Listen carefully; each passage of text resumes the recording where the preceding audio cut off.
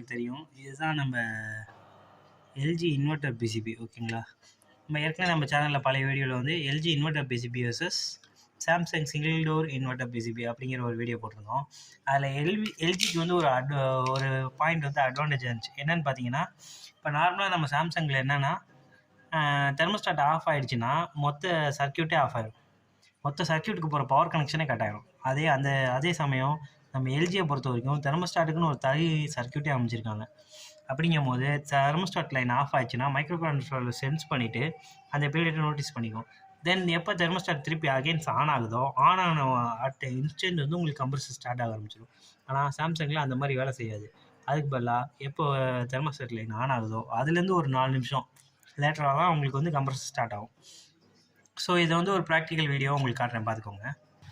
இப்போ இந்த வீடியோவில் காட்டுற சுவிட்சை வந்து தெர்மோஸ்டாட் லைனை நினச்சி கன்சிடர் பண்ணிக்கோங்க. இந்த சுவிட்சை நான் எப்போ அழுத்தி பிடிச்சிருக்கனோ அப்போ தெர்மோஸ்டாட் ஆஃபில் இருக்குது. எப்போ நான் ரிலீஸ் பண்ணுறனோ அப்போ தெர்மோஸ்டாட் ஆன் ஆகிடுச்சின்னு அர்த்தம். ஓகேங்களா? அப்போ டெமோ வீடியோவில் பாருங்கள்.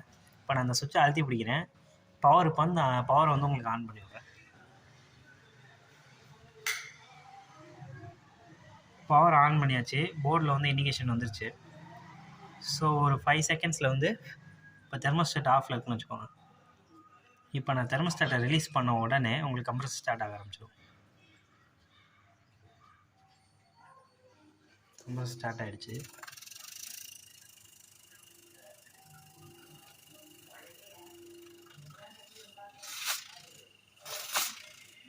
ஓகேங்களா? இப்போ எல்ஜியில் இதான் உங்களுக்கு ப்ளஸ் பாயிண்ட்டாக சொல்லியிருந்தேன். ஆனால் இது ப்ளஸ் பாயிண்ட் கிடையாது. எல்ஜியில் இருக்க இது ஒன் ஆஃப் த பெரிய மைனஸ் பாயிண்ட்டு.